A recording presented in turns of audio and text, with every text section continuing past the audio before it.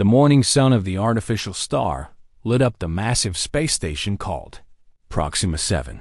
This station was home to the Galactic Military Institute, the most famous war college in the entire galaxy.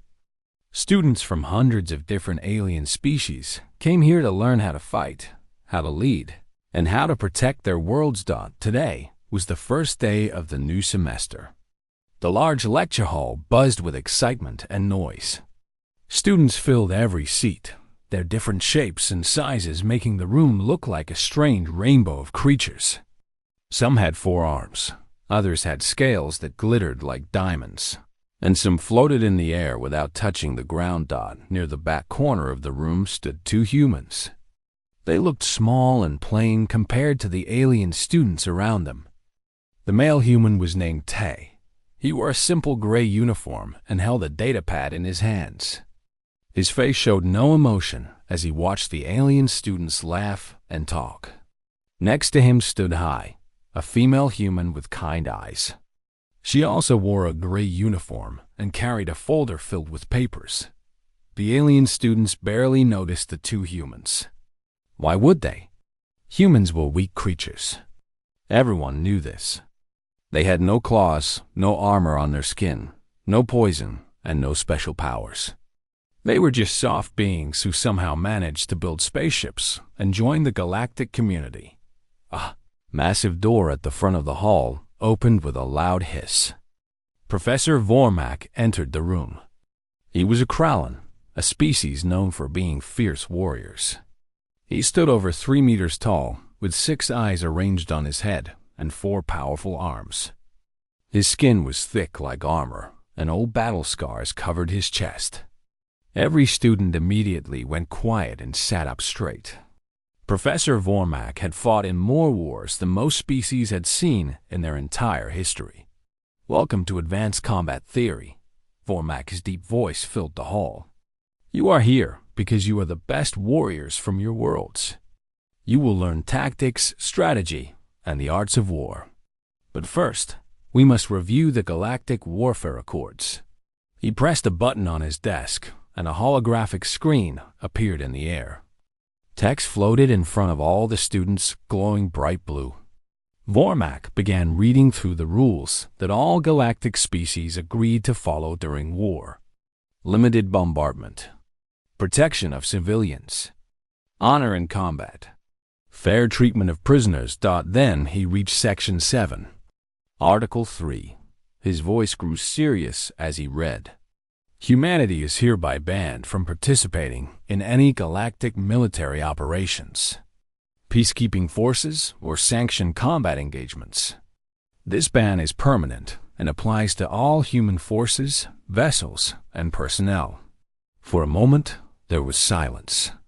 Then a Kralin student named Grix burst out laughing. His 4 arms slammed on his desk as he shook with laughter. "The soft skins are banned from war? What could those fragile things possibly do?" More laughter spread through the room like fire. A Vex student named Thera, whose body was made of living crystal, made clicking sounds that meant she was amused. "I read their biology reports last week. They have no natural weapons at all. They cannot even see heat or smell fear like we can. They are so weak." Other students joined in. A floating Kix named Var said, "I heard they need 8 hours of sleep every day." 8 hours? My species only needs 2. How can they fight a war if they are asleep for 1/3 of their lives? In the back corner, Tay's expression did not change. He simply looked down at his datapad and made a note. Hai touched his shoulder gently and whispered so quietly that only he could hear, "Be patient. They will learn." Professor Vormak raised one of his clawed hands, and the laughter died down. "You find this funny?" he said. His 6 eyes scanned the room. "You think humanity is weak. You think this ban is a joke, perhaps a pity rule to make the humans feel important. Is it not, Professor?" Grix asked, still smiling. "Look at them. 2 humans standing in our classroom like lost children. They have no place in a war college. Vormak's eyes focused on Grix with an intensity that made the young Krowlan stop smiling. This band was not made because humans are weak. This band was not made out of pity or kindness. He paused, letting his words sink in. This band was voted on by every species in the Galactic Council. Every single one. Do you know how rare that is? Dara spoke up. But Professor, the Council never agrees on anything. The Krowlans and the Vex have been arguing about trade routes for 50 years. Exactly, Vormak said. The Council has species that hate each other. Species that have fought wars against each other for centuries. Species that cannot even breathe the same air. Yet, when the vote came to ban humanity from galactic warfare, it was unanimous. Every species voted yes. Even the humans voted to ban themselves. The room grew quiet. Some students looked confused. Others looked curious. A few glanced back at Tay and Hai with new interest. A Therian student named Cross raised his hand. The Therians looked like lions that walked on two legs and wore clothes. Professor, I do not understand. If humans are so dangerous, why are they here? Why do we allow them in a military academy? Vormak looked at Tay and Hai. They are here as observers and teachers. They study our methods of warfare and teach us about theirs. It is part of the agreement that came with the ban. Teach us? Grix laughed again. What can they teach us about war? How to surrender quickly? This time, many students laughed. But Tay finally looked up from his datapad. He met Grix's eyes with a calm, steady gaze. The human's voice was quiet but clear. We can teach you why you should be grateful that we are banned.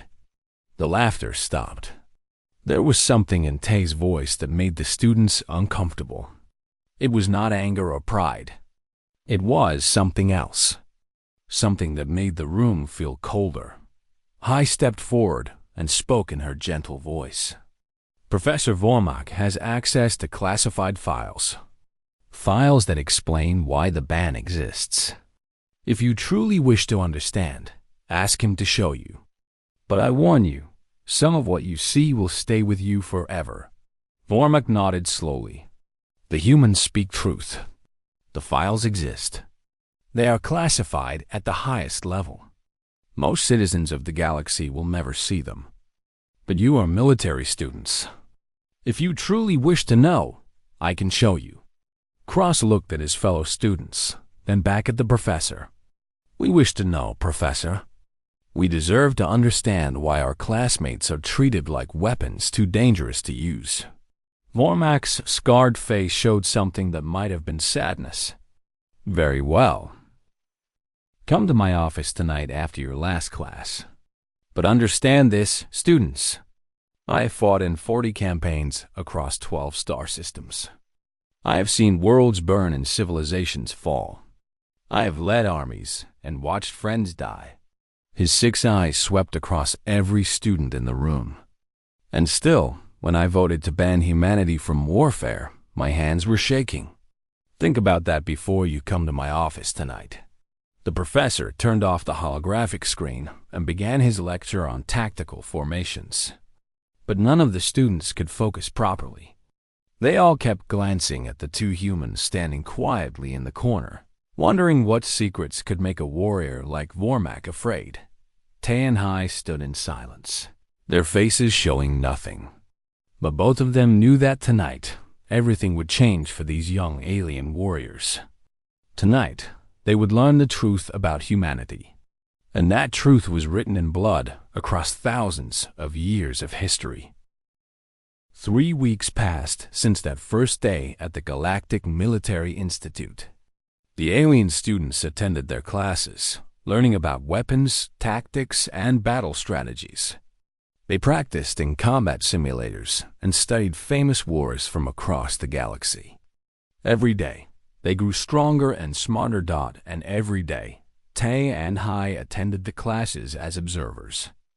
They sat in the back, taking notes and saying very little. The alien students slowly got used to seeing the two humans in their gray uniforms. Some students forgot they were even there. Others grew more curious with each passing day. During a break between classes, a group of students gathered in the common area. This was a large room with comfortable seats where students could relax and eat. The room had windows that looked out into space, showing stars and distant planets. Cross sat with his friends at a table. The Therian was eating some kind of meat that still looked half alive. Next to him, Dara sipped a liquid that glowed purple. Grix was arm wrestling with another Krallen student, using two of his forearms, while his other two arms held a drink. Tay entered the common area alone. He walked to a food dispenser and ordered something simple. The other students watched him. He looked so ordinary, so weak. His skin had no scales or armor. His body had no extra arms or special features. He was just a human, one of the most plain-looking species in the galaxy. Cross made a decision. He stood up and walked over to where Tay was sitting. The human looked up as the large Therian approached. Cross was almost twice as tall as Tay and covered in golden fur. His lion-like face showed curiosity, but also a hint of superiority. "The human," Cross said, sitting down across from Tay without asking permission. "I must know something. Your people discovered faster than light travel only 200 years ago. You are newcomers to the galaxy. You have no warrior culture like the Therians, no hive mind like the Kicks, no natural weapons like the Krallens.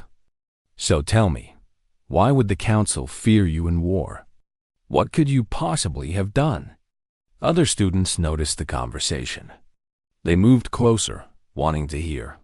Soon, Tay was surrounded by a dozen alien students, all looking at him with curiosity and barely hidden amusement. Tay put down his food and looked at Cross calmly. "We did what we thought was necessary at the time." "Necessary?" Grix pushed forward, his forearms crossed. "The rumors say you fought one small battle with some raiders called the Yolton." "One battle? And somehow the entire galaxy decided you were too dangerous to let fight. That makes no sense." Tay was quiet for a moment. He looked at the faces around him. These young warriors had no idea what they were asking about. They thought war was about honor and glory. They thought battles had rules that everyone followed. They had never seen what humans could do when they stopped thinking and started surviving. "It was not just a battle," Tay said quietly. "It was a demonstration." "A demonstration of what?" Dara asked, her crystal body flashing with interest. "Your ability to barely win a fight?" Before Tay could answer, Hai entered the common area. She saw the crowd around Tay and walked over quickly. She placed a hand on Tay's shoulder, and the two humans looked at each other. Some silent communication passed between them. Finally, Hai spoke to the gathered students. "Professor Vormak has the classified files in his office. Everything is there. The complete record of what happened and why the band was created. If you want to understand, ask him to show you the footage. But I will warn you again, what you see will change how you think about war." "Footage?" Cross asked. "You mean battle recordings?" "Yes," Tay said. "Complete recordings. Not just of the Yolton incident, but of our history. How we fought each other for thousands of years before we ever reached the stars. Var, the floating Kicks, drifted closer. We have all studied war history. Every species has fought among themselves before joining the galactic community. What makes human history special?" Tay's eyes seemed to look at something far away. "Most species fight for territory or resources. You fight until one side wins or both sides agree to stop. You have rules, even in your ancient wars. Honor codes, warrior customs. You fight to win, but you also fight to survive as a species." "And humans do not?" Grix asked mockingly. "Humans fight to make sure the enemy can never fight again," Hai said softly. Ever. The students fell silent. There was something in the way she said those words that made them uncomfortable. A small pixel student named Jin spoke up. The pixels were tiny creatures, barely half a meter tall, but they were known for their intelligence. But that is just total war. Many species have practiced total war in their history. Not like humans, Tay said. He stood up from his seat. Even though he was smaller than most of the students around him, something about the way he stood made him seem larger. When we fight total war, we do not just destroy armies. We destroy the ability to make armies. We do not just win battles. We remove the possibility of future battles. We are very good at it because we practiced on ourselves for 10,000 years. Cross felt a chill run down his spine. You are trying to scare us. No, I said. We are trying to warn you. Professor Vormak offered to show you the files. If you watch them, you will understand. But you should know that some of you will not sleep well for days afterward. Some of you will have nightmares. I still have nightmares, and I am human. I know what my species is capable of, and it still frightens me. Dara's crystal body stopped flashing. She looked serious now. Why does it frighten you? You should be proud of your strength. Should we? Tay asked. Should we be proud that we learned to kill so efficiently that we had to ban ourselves from galactic wars? Should we be proud that when we see a threat, our first instinct is not to defend, but to completely eliminate? He picked up his datapad and held it up. This device has access to human history. I could show you right now. Images of what we did to our own cities. Our own people. Long before we knew that aliens existed, we were finding new and terrible ways to kill each other. And we got very, very good at it. Brix reached for the datapad. Show us then. But Tay pulled it back. No, if you want to see, you see it properly. In Professor Vormak's office, with him there to explain context. These are not just images or videos. They are lessons about what happens when a species evolves, not as predators, but as survivors. We did not climb to the top of our food chain by being the strongest. We did it by being the most persistent, the most creative, and the most ruthless when we needed to be.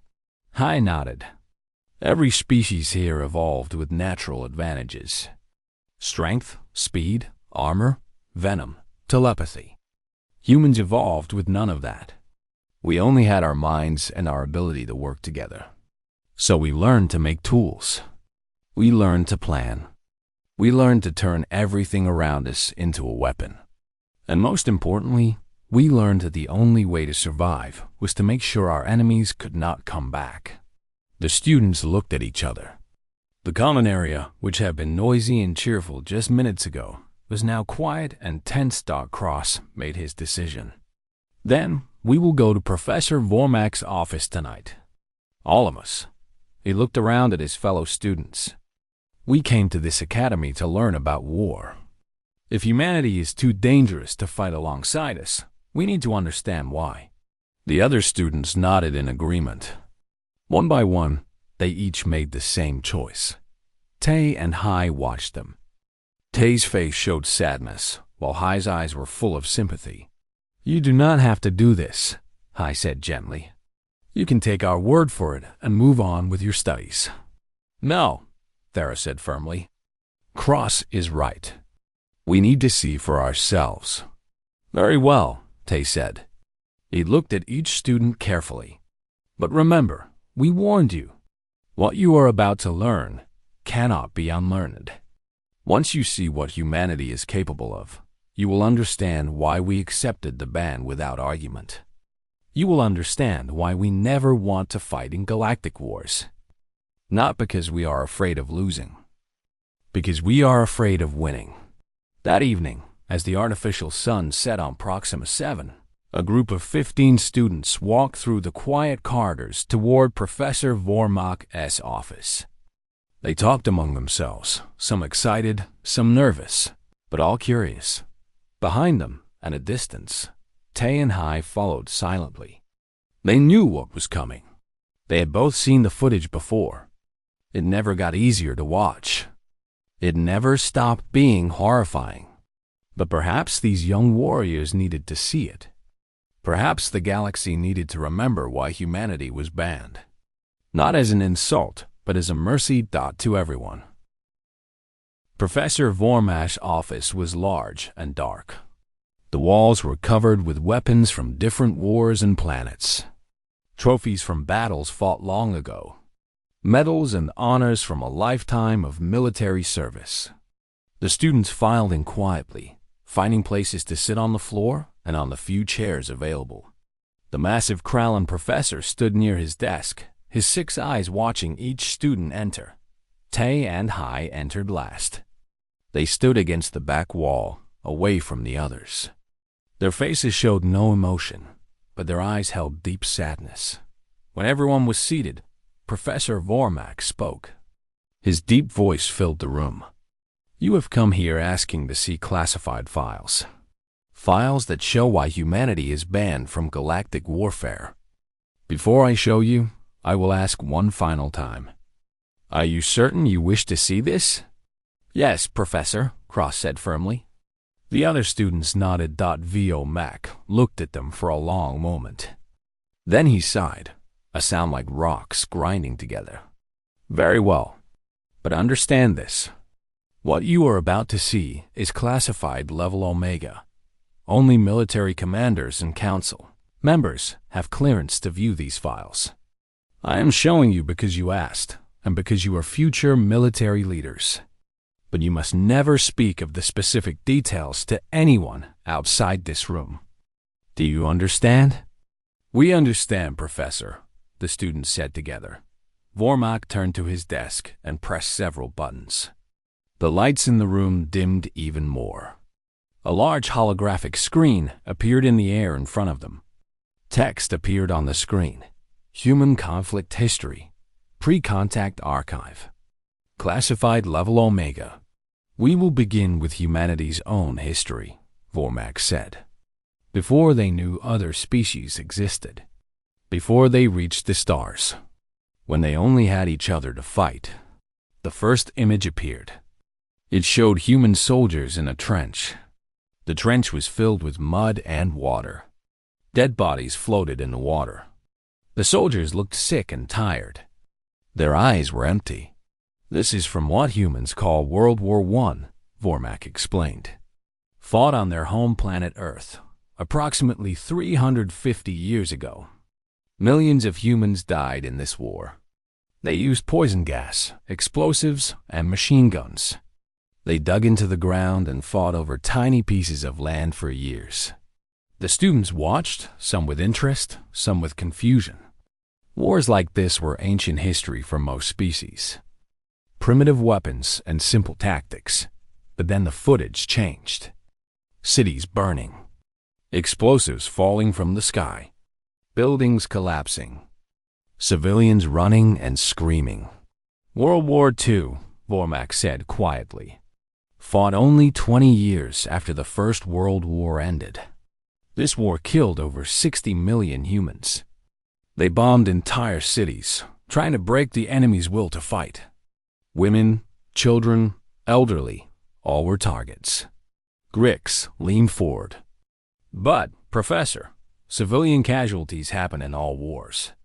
This is terrible, but not unusual. Vormack's 6 eyes focused on Grix. Watch. The next image made several students gasp. A massive explosion. A mushroom-shaped cloud rising into the sky. Then another angle, showing a city. Buildings melted. People turned to shadows on walls. Bodies burned beyond recognition. This is a nuclear weapon, Vormack said. The humans created it and used it twice on their own planet. On their own species. Each weapon destroyed an entire city in seconds. Killed hundreds of thousands instantly. Many more died slowly from radiation poisoning over the following weeks and months. Their crystal bodies stopped glowing. They used weapons of mass destruction. On themselves, Yes, Womack said. And they made thousands more of these weapons. For decades, they pointed them at each other. They called it mutually assured destruction. If one side attacked, both sides would be destroyed completely. They lived under the threat of total extinction for generations. The footage continued. Wars in jungles where humans fought enemies they could barely see. Wars in deserts where whole armies were destroyed in days. Wars fought with computers and drones, where soldiers killed enemies from thousands of kilometers away without ever seeing them. This is important to understand, Womack said. Most species learn to fight from their predator instincts. Strength, speed, aggression. Humans learn to fight from their survivor instincts.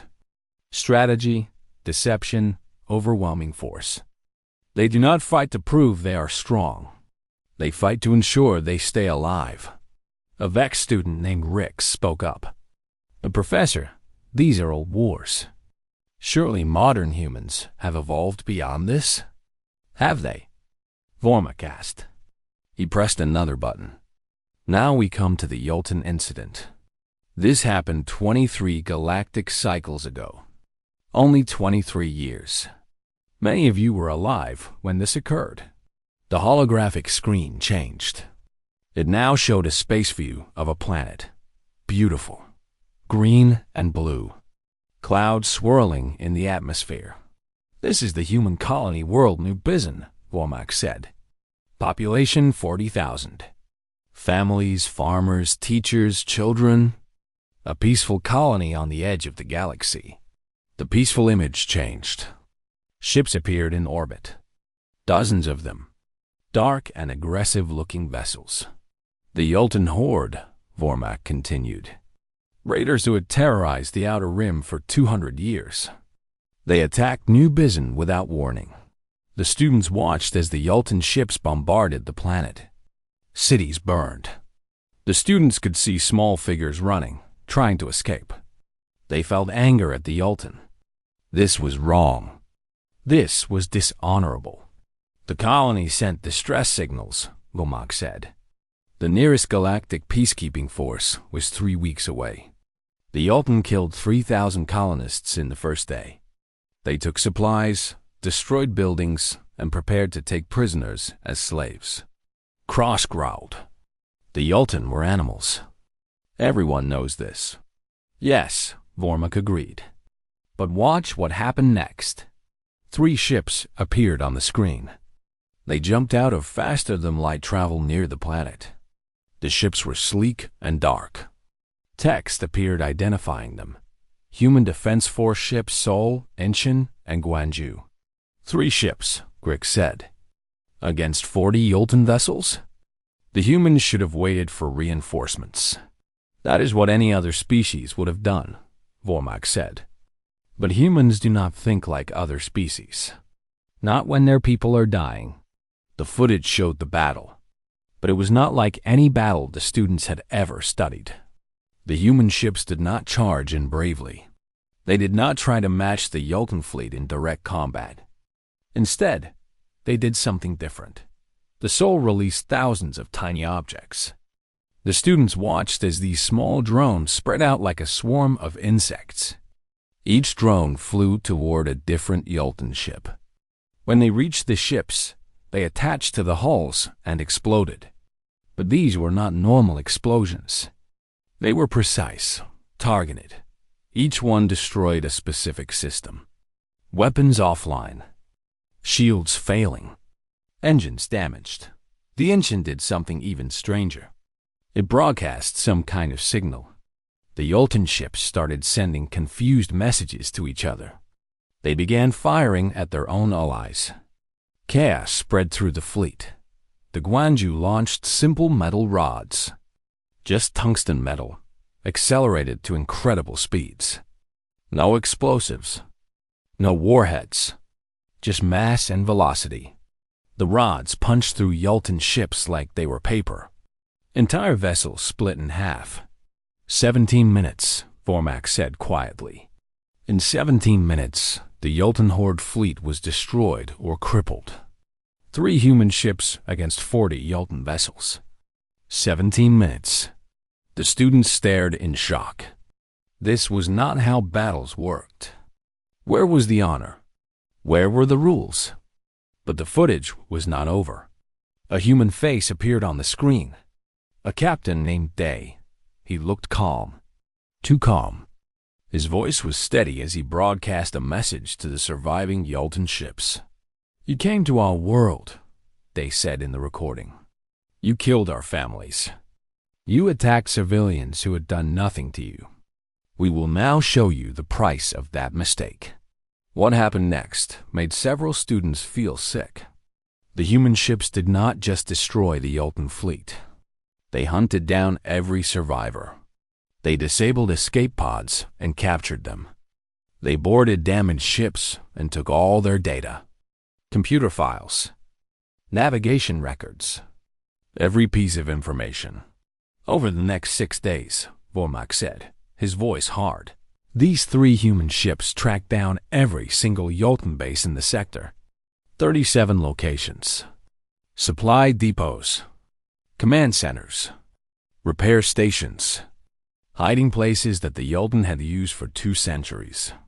The screen showed location after location being destroyed. Methodically, completely, no survivors. No prisoners kept except for getting information. Then those prisoners were put on trial and executed. The Yolton horde had terrorized the galaxy for 200 years, Vormak said. In 6 days, humanity erased them from existence. Not defeated them, not pushed them back, erased them. The Yolton species still exists on their home world, but the horde, their military faction, no longer exists in any form. The room was completely silent. Cross felt his fur standing on end. Thera's crystal body had gone dark. Grix's forearms were trembling slightly. This is what humans call a proportional response, Vormak said. The Yolton killed 3,000 colonists. So humanity killed every single member of the Yolton horde and destroyed every piece of their military infrastructure. They sent a message that said, if you attack humans, you will not just lose the battle. You will cease to exist. Vormak turned off the holographic screen. The lights in the room slowly came back up. The students sat in shocked silence, trying to process what they had seen. Now, do you understand? Vormak asked. This is why humanity is banned from Galactic. Nobody spoke for a long time. The students sat in Professor Vormak's office, their minds trying to understand what they had just witnessed. The silence was heavy and uncomfortable. Some students stared at the floor. Others looked at their hands. A few had tears in their eyes. Finally, Cross found his voice.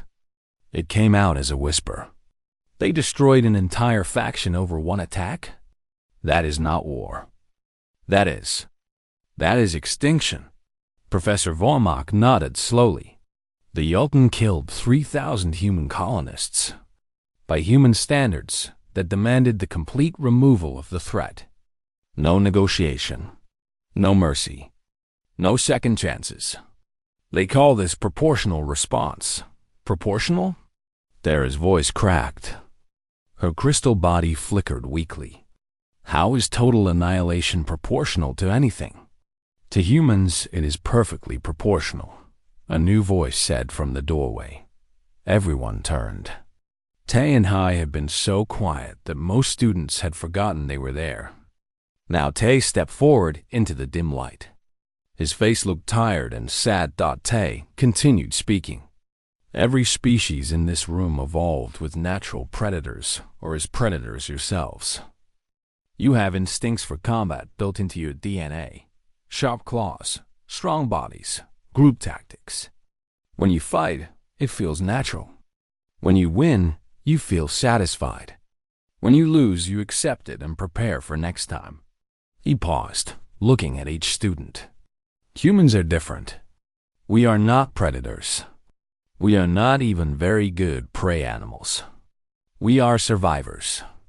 And we learned over 10,000 years of fighting each other that survival means making absolutely certain the threat cannot return. I stepped up next to Tay. Her gentle voice filled the quiet room. When we finally reached the stars and met other species, we saw how you fought your wars. You had rules, honor codes. You fought until one side won. Then you made peace and maybe fought again generations later. We thought it was beautiful. We thought it was civilized. We wanted to fight like you did. But when the Yolton attacked New Bizin, Tay said, his voice growing harder, something old woke up inside us. Something from our ancient past. The part of us that survived ice ages and predators and plagues and asteroids and our own worst impulses. The part that says, the only safe enemy is a dead enemy. Grick shook his head, confused. But you said you wanted to be civilized. You said you wanted to fight with honor. We do, I said softly. More than anything, we want to be better than our history. We want to be worthy of joining the galactic community. But when we see our children dying, when we see our homes burning, something breaks inside us. We stop thinking like the humans we want to be and start thinking like the humans we used to be. Professor Vormach spoke again. The Galactic Council witnessed what happened with the Yolton. They saw how efficiently humanity removed the threat. 3 ships, 6 days. An entire military faction erased from history. The council members were terrified. A Pixel student named Jeanne raised her tiny hand. But Professor, terrified of what? The humans won. They saved their colony. They removed a dangerous enemy that had been hurting the galaxy for centuries. Should they not be praised? Think about it carefully, Vormach said. If humans fight like this against raiders, how would they fight in a real war? Against a major power? Against an empire? The students thought about it. The implications slowly became clear. Cross spoke slowly, horror in his voice. They would not stop at winning battles. They would destroy every ship, every base, every factory. They would hunt down every enemy soldier. They would make sure the enemy could never fight again. Yes, Vormach confirmed. And they have the capability to do it. You saw their tactics. Swarm drones. Cyber warfare. Kinetic weapons. Simple, effective, brutal. They do not need fancy technology or expensive ships. They use whatever works. And they do not stop until the job is complete. Sarah looked at Tay with new eyes. So the ban is not to protect the galaxy from human aggression. It is to protect everyone from what war would become if humans participated. Exactly, Tay said. The council realized that if humans fight in galactic wars, we will not fight like you do. We will fight like humans. And galactic civilization cannot survive that level of warfare. Rex, the Vex student, asked quietly, "What do you mean? What would happen?" I answered, "Imagine a war between 2 galactic powers. The Krauan Empire and the Vex Collective, for example. You would fight for territory, for resources, for honor. You would have battles, win and lose systems, negotiate, maybe reach a peace treaty. Your civilizations would continue. Life would go on." Tay picked up the explanation. Now imagine humans are allied with one side. We would not fight for honor or glory. We would fight to ensure our allies are safe. Permanently safe. That means the enemy cannot threaten them ever again. So we would not just attack military targets. We would target the enemy's ability to make war. Shipyards destroyed. Manufacturing planets blockaded. Supply lines cut. Command structure eliminated. You would turn a limited war into a war of extinction, Cross said, understanding flooding his features. Yes, Tay admitted. Not because we are evil or cruel, but because that is how we think about threats. Remove them completely so they cannot hurt us or our friends again. Professor Vormach stood up, his massive frame casting shadows across the room. This is why I voted for the ban with shaking hands. I have fought for my entire life. I have seen terrible things. I have done terrible things in the name of my empire. But humans showed me a new level of warfare that I never want to see in the galaxy. He walked to the wall where his weapons and trophies hung. He touched one metal gently. The ban is not a punishment for humanity. It is a mercy for all of us. Var, the floating kicks, spoke up. But that means humans can never defend themselves in galactic conflicts. What if someone attacks them again? Tay smiled, but it was a sad smile. The ban has a clause. If humanity itself is threatened with extinction, we are allowed to fight back. But only in absolute self-defense. And the galaxy hopes that day never comes. Why? Jen asked. If you are only defending yourselves, why would that be bad? Hai's eyes were distant, looking at something only she could see. Because if humanity is pushed to the point where we fight for our survival, we will not hold back. We will use everything we learned from 10,000 years of war. Every tactic, every weapon, every terrible innovation we ever created. We will fight like a cornered animal. And cornered animals are the most dangerous. The students sat with this knowledge. It was overwhelming. They had come to Professor Vormak's office, thinking they would see evidence of human weakness. Instead, they saw evidence of something far more disturbing. Human efficiency, human ruthlessness, human determination to survive no matter the cost. Cross stood up. His legs felt weak, but he forced himself to stand straight. He looked at Tay and Hai for a long moment. Then he performed a traditional Therian bow of respect. It was a deep bow, one reserved for warriors who have proven themselves in the most difficult battles.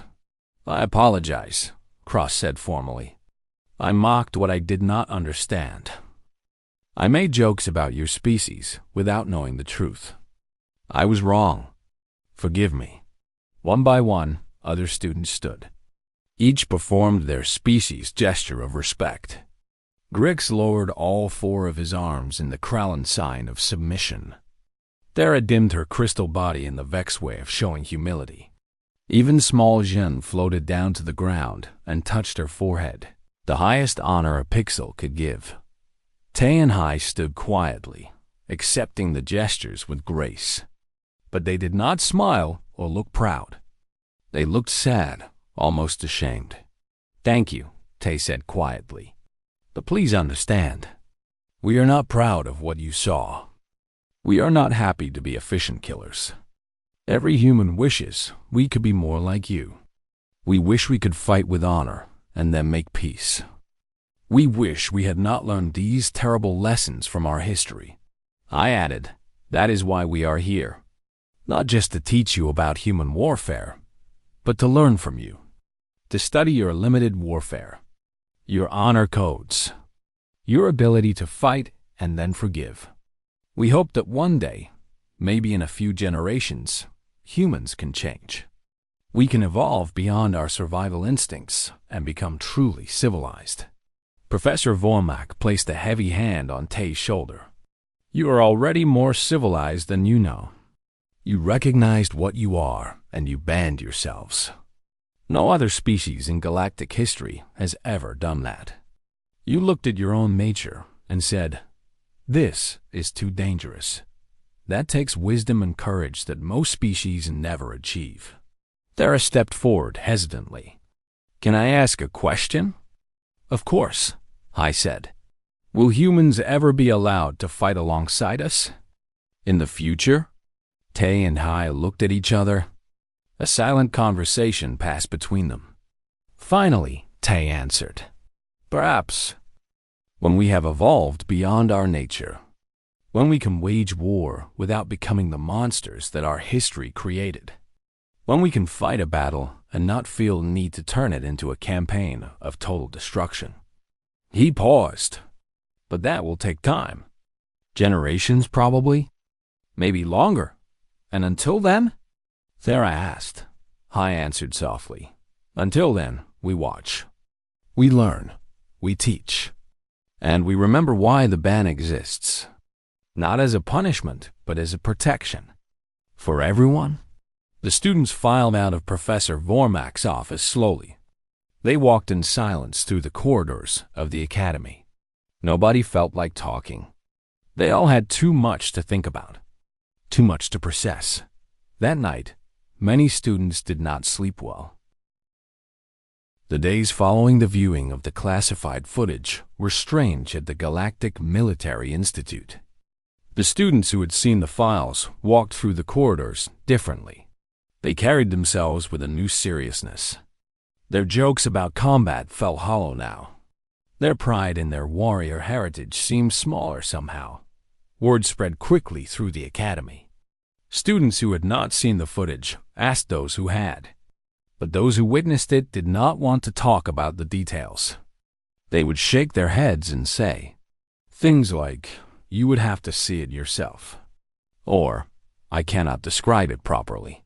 Some simply said, "I understand now," and walked away. The relationship between the alien students and the two humans changed completely. Before, Tae and Hai had been ignored or treated like curiosities.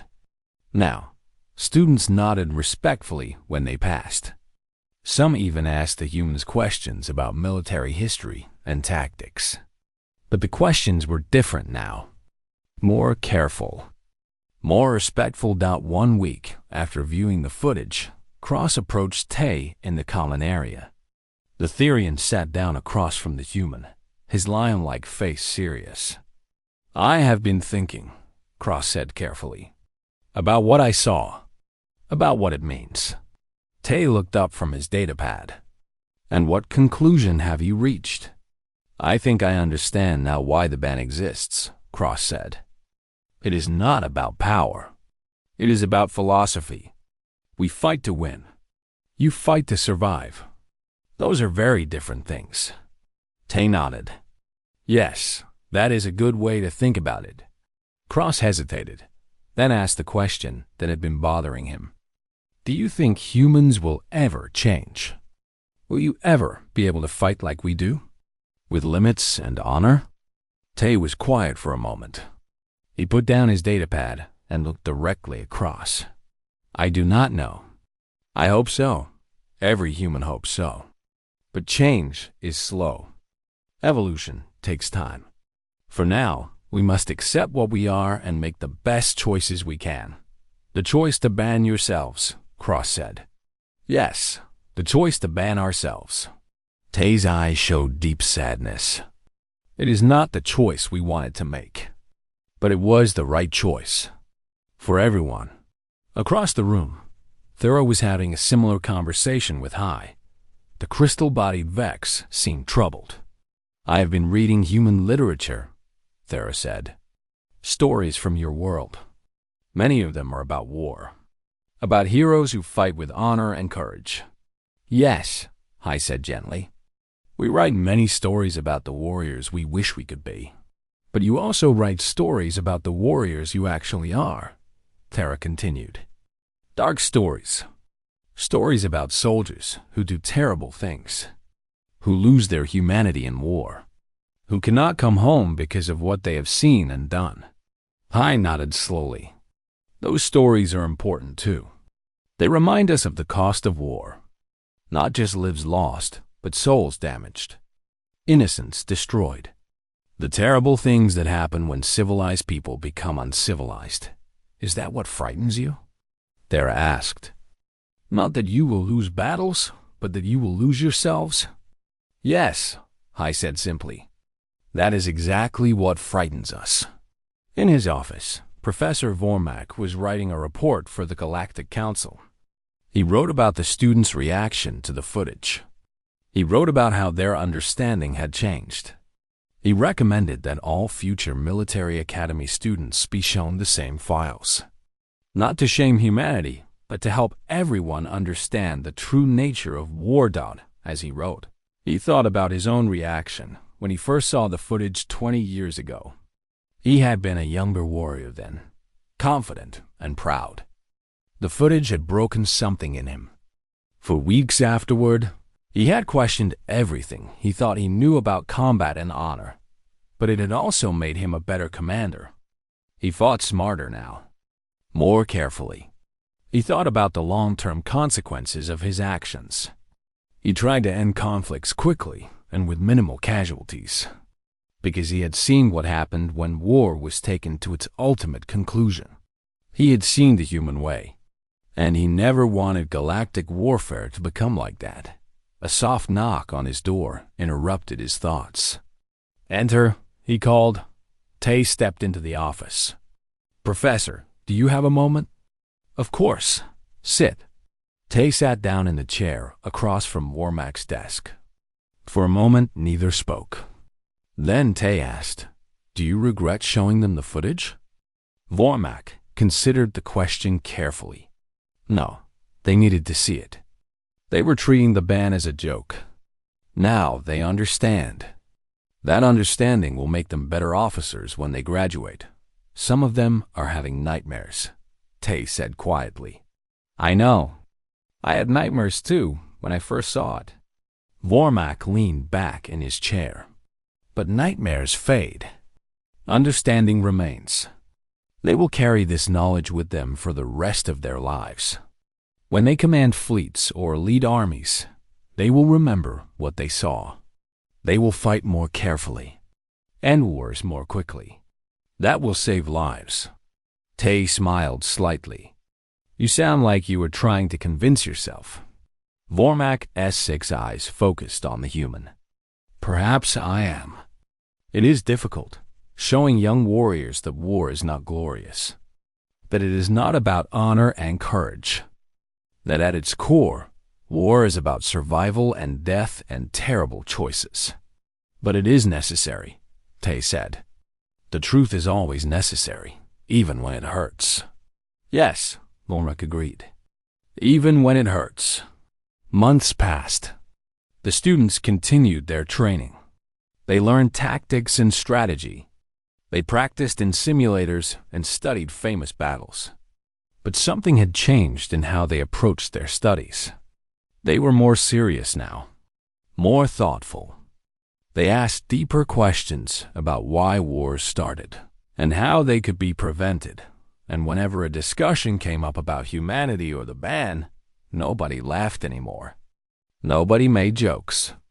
Instead, students would share what they learned, speaking in quiet voices about the responsibility that came with military power. A saying began to spread through the academy. Nobody knew who started it, but soon everyone was repeating it. "Pray, you never need the humans to break their ban, because if they do, it means the galaxy has already lost." The saying spread beyond the academy. It reached military bases and council chambers. It became part of galactic military culture.